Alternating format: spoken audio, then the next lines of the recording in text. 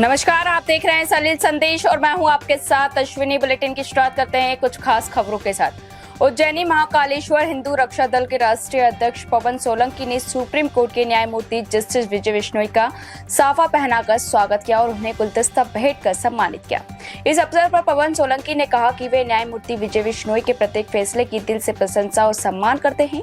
उन्होंने महाकाल राजा से उनकी कुशलता की कामना भी की और कार्यक्रम के दौरान मौजूद लोगों ने इस सम्मान को एक गरिमामय क्षण बताया।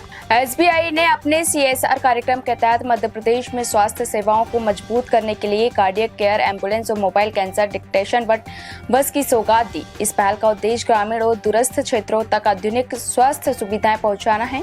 इस दौरान बैंक द्वारा 2 प्रमुख स्वास्थ्य परियोजनाओं का वित्तीय सहायता भी प्रदान की गई और इन सुविधाओं से लोगों को समय पर जांच और इलाज की सुविधा मिल सकेगी।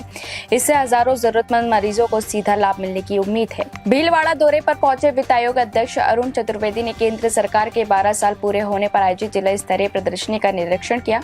इसके बाद उन्होंने प्रेस वार्ता में कहा कि केंद्र सरकार की योजनाओं का लाभ गरीब महिला और युवाओं तक पहुंच रहा है। उन्होंने संकेत दिए कि राज्य में पंचायती राज और नगर निकाय चुनाव की घोषणा जल्द हो सकती है और चतुर्वेदी ने कहा कि सरकार इस दिशा में तेजी से काम कर रही है। दौरे के दौरान बीजेपी नेताओं और कार्यकर्ताओं ने उनका स्वागत किया। आज़ादी के बाद देश में सर्वाधिक अधिक समय तक देश की सेवा करने का, प्रधानमंत्री के नाते सेवा करने का अवसर प्रधानमंत्री नरेंद्र मोदी जी को मिला है। 12 वर्ष का कालखंड पूरा हुआ। इस कालखंड में केवल इतना नहीं है कि 12 साल के कालखंड पूरा समय किसी प्रधानमंत्री ने पूरा किया हो, बल्कि इसके साथ साथ देश में अविस्मरणीय कुछ काम करने का काम की। जिन संकल्पों को लेकर के प्रधानमंत्री ने शपथ ली थी, उन संकल्पों में चाहे आंतरिक सुरक्षा का विषय होगा, अंत्योदय के नाते अंतिम पंक्ति में जो व्यक्ति खड़ा है उसको पानी, बिजली, मकान, सुरक्षा, उसका स्वास्थ्य और शिक्षा और अन्न, इन सब चीजों की व्यवस्था होगी। जांजगीर चांपा पुलिस ने पुलिस लाइन में कानून व्यवस्था को मजबूत करने के लिए बलवा ड्रिल का विशेष अभ्यास किया। पुलिस अधीक्षक के निर्देशन में आयोजित इस अभ्यास में अधिकारियों और जवानों ने हिस्सा लिया और ड्रिल के दौरान भीड़ नियंत्रण, आपात स्थिति में त्वरित कार्रवाई और दंगाई गतिविधियों से निपटने का प्रशिक्षण दिया गया। जवानों को बलवा नियंत्रण उपकरणों और सुरक्षा उपाय की भी जानकारी दी गई और अधिकारियों ने ड्यूटी के दौरान सतर्कता और आराम नागरिकों से सौहार्द बनाए रखने के निर्देश दिए। बड़वानी की बेटी स्नेहा दवादे ने जापान में आयोजित अंडर 18 एशिया कप हॉकी प्रतियोगिता में कांस्य का पदक जीतकर जिले और देश का नाम रोशन किया है। उनकी इस उपलब्धि पर पुलिस अधीक्षक पद्म विलोचन शुक्ल उनके घर पहुंचे और उन्हें सम्मानित किया। इस दौरान परिवार को भी बधाई देते हुए उज्जवल भविष्य की शुभकामनाएं दी गई और कार्यक्रम में एडिशनल SP TI और हॉकी कोच सहित अन्य लोग मौजूद रहे। स्नेहा की सफलता से पूरे जिले में गर्व और खुशी का माहौल है। आज हमारे बड़वानी शहर की बेटी स्नेहा, जिसने बड़वानी ही नहीं मध्य प्रदेश और भारतवर्ष का नाम रोशन किया है, एक हम सब के लिए, पूरे बड़वानी जिले के समस्त नागरिकों के लिए बड़े सम्मान की बात है, फख्र की बात है कि उसने हम सब का नाम रोशन किया, हम सब का सीना गर्व से भर दिया। तो उसी एक कड़ी के रूप में उसको सम्मान देने के लिए पुलिस विभाग द्वारा मैं तो बोलूँगा एक छोटा सा सम्मान हमारे द्वारा प्रदान किया गया है। हम सब उम्मीद करेंगे कि आगे वो मेंस टीम में, जो बड़ी टीम है, महिला मुख्य टीम है, उसमें खेले और भारतवर्ष का नाम रोशन करे, अधिक से अधिक पदक लाए। बागली क्षेत्र में वन विभाग की टीम पर अतिक्रमण हटाने के दौरान हमला किए जाने का मामला सामने आया है।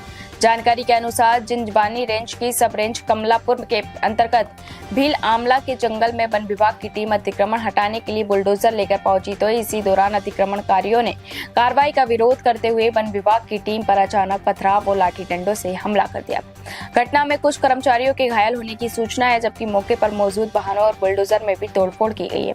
हमले के बाद मौके पर अफरा तफरी का माहौल बन गया और वन विभाग की टीमों को पीछे हटना पड़ा।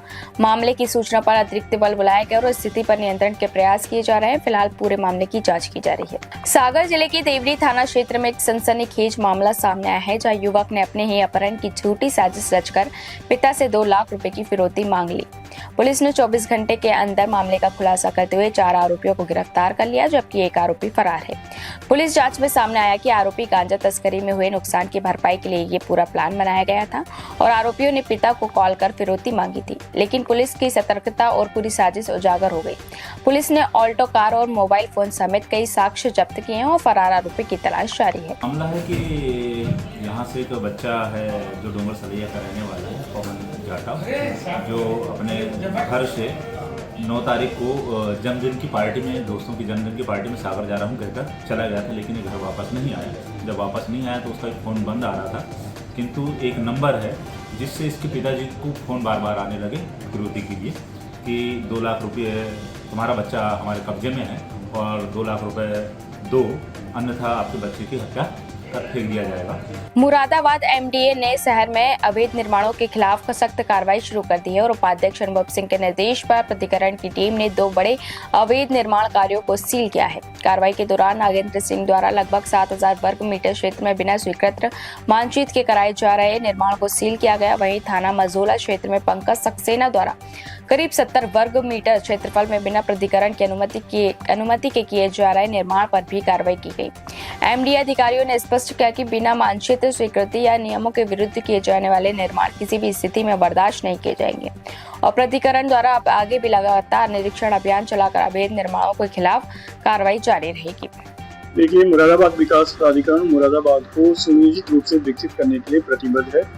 इसी के तहत जहां पर भी अवैध रूप से बिना मानचित्र स्वीकृत कराए सूचना प्राप्त होती है उन पर कार्रवाई की जाती है। आज भी 2 जगहों पर बिना मानचित्र स्वीकृत कराए लोगों के द्वारा अवैध निर्माण किया जा रहा था, जिसको कि आज सील किया गया है। जांजगीर चांपा जिले में कथित रूप से हिंदू धार्मिक भावनाओं को ठेस पहुंचाने के मामले में पुलिस ने बड़ी कार्रवाई की है और सिटी कोतवाली पुलिस ने चंगाई सभा के दौरान आपत्तिजनक टिप्पणी और धर्म प्रचार के आरोप में 2 लोगों को गिरफ्तार किया है और शिकायत के अनुसार सभा में लोगों को इलाज और चमत्कारी पानी के नाम पर बुलाया जा रहा था तथा धार्मिक पुस्तकों का वितरण भी किया जा रहा था। पुलिस ने मौके से धार्मिक साहित्य जब्त कर दोनों आरोपियों को न्यायिक रिमांड पर भेज दिया है और मामले की आगे की जाँच जारी है। कानपुर साइबर पुलिस ने क्रिप्टो निवेश के नाम पर 2 करोड़ 52 लाख रुपए की ठगी करने वाले गिरोह के एक आरोपी को बिजनौर से गिरफ्तार किया है।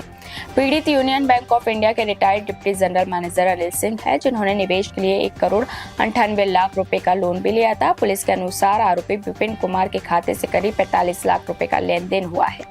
मामले में 3 आरोपी पहले ही जेल भेजा जा चुके हैं और जबकि अन्य की तलाश जारी है। साइबर ठग सोशल मीडिया, व्हाट्सएप और फर्जी क्रिप्टो प्लेटफॉर्म के जरिए लोगों को जाल में फंसाते थे। एक्चुअली मैं शेयर ट्रेडिंग का काम करता था। I think some cyber crime persons they are involved in the signature green also and they have been caught in the past। अच्छा, वो पास्ट में हैं, साइबर क्राइम वाले पकड़े गए हैं। उनको कहीं से ऐसा इंट्यूशन हुआ कि ये इन्वेस्टमेंट कर सकते हैं। तो मैंने जो है इनिशियली 5 लाख रुपये हमने उसमें डालने के बाद पहले तो मैं कन्विंस नहीं था। मैंने ऐप स्टोर से डाउनलोड जो है ऐप स्टोर से उसको डाउनलोड किया। उसने पासकोड मांगा। जब मैंने पासकोड के लिए बात कही तो ये ऐप नहीं खुल रहा है ऐप स्टोर से, तो बोले ठीक है पासकोड भेज दो। रेलवे स्टेशन सतना में जीआरपी और साइबर सेल की संयुक्त टीम द्वारा साइबर जागरूकता अभियान चलाया गया और अभियान में यात्रियों, छात्रों और महिलाओं को ऑनलाइन फ्रॉड, ओटीपी शेयरिंग और डिजिटल अरेस्ट जैसे साइबर अपराधों से बचाव की जानकारी दी गई। साथ ही सुरक्षित पासवर्ड रखने और संदिग्ध लिंक से दूर रहने की सलाह भी दी गई और वहीं साइबर ठगी होने पर 1930 हेल्पलाइन या नजदीकी साइबर थाना में शिकायत करने को कहा गया। अभियान में जीआरपी चौकी स्टाफ सहित साइबर सेल के अधिकारी मौजूद रहे। टीकमगढ़ में अम्बेडकर किराए से नए बस स्टैंड तक बनाई जा रही 1.43 करोड़ रुपए की डामर सड़क निर्माण कार्य के दौरान ही विवादों में आ गए। निरीक्षण के दौरान स्थानीय लोगों ने सड़क की गुणवत्ता को लेकर शिकायत की, जिसके बाद खुदाई में कमजोर आधार और धूल भरी सतह सामने आई। डिप्टी कलेक्टर अंजलि शर्मा और पूर्व विधायक राकेश गिरी ने मौके पर पहुंचकर स्थिति का जायजा लिया और स्थिति गंभीर पाए जाने पर निर्माण कार्य को तत्काल रोक दिया गया। मामले ने ठेकेदार की कार्य प्रणाली पर सवाल खड़े कर दिए। भीलवाड़ा में पंचायत राज कर्मचारियों की हड़ताल का असर अब जमीन पर साफ दिखाई देने लगा है और हड़ताल के कारण पंचायत राज विभाग के सभी कार्यालयों में कामकाज पूरी तरह प्रभावित हो गया है। कार्यालयों में फाइलों का अंबार लगा हुआ है और आमजन अपनी समस्याओं का समाधान नहीं होने से परेशान होकर लौट रहे हैं। पेंशन, आवास योजना, मनरेगा भुगतान जैसे महत्वपूर्ण कार्य पूरी तरह से ठप हो गए और कर्मचारियों ने साफ कहा है कि जब तक उनकी मांगे पूरी नहीं होती हड़ताल जारी रहेगी। वहीं प्रशासन की ओर से वार्ता का भरोसा दिया गया है, लेकिन अभी तक कोई समाधान नहीं निकल पाया। पंचायती राज मंत्रालय कर्मचारी संगठन राजस्थान के प्रदेश व्यापी आंदोलन के तहत 1 जून को ब्लॉक स्तर पर माननीय उपखंड अधिकारियों के माध्यम से हमारी मांग पत्र को दिया गया। 8 जून को माननीय जिला कलेक्टर के महोदय के माध्यम से मांग पत्र सरकार को सौंपा गया। 10 जून से 16 जून के मध्य आधे दिन का कलम डाउन हड़ताल जारी है। उसकी वजह से सरकार के काफ़ी काम प्रभावित हो रहे हैं, आमजन के काम प्रभावित हो रहे हैं। बड़वानी के राजघाट रोड पर सावरिया हॉस्पिटल के पास आवारा कुत्तों के हमले में एक महिला की दर्दनाक मौत हो गई। घटना के दौरान मृतक महिला लकड़ी और भंगार चुनने गई थी, तभी कुत्तों के झुंड ने उन पर हमला कर दिया और महिला की चीख सुनकर लोग मौके पर पहुंचे, लेकिन तब तक उसकी मौत हो चुकी थी। घटना के बाद इलाके में दहशत और लोगों में प्रशासन के खिलाफ आक्रोश और पुलिस ने शव को पोस्टमार्टम के लिए अस्पताल भेजकर जांच शुरू कर दी। आज क्या घटना हो गई? ये वार्ड क्रमांक 24 की जो महिला लीलाबाई पति दिलीप जो कि लकड़ी बिनने जाती है बाजार तरफ, तो बंगाल और लकड़ी चुने जाती है, तो इनको कुत्तों ने हमला करके उनकी हत्या कर दी।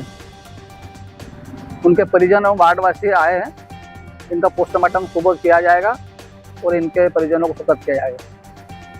मुख्यमंत्री डॉक्टर मोहन यादव के सख्त निर्देशों के बावजूद टीकमगढ़ जिले में झोला छाप डॉक्टरों का नेटवर्क बेखौफ संचालित होता जा रहा है।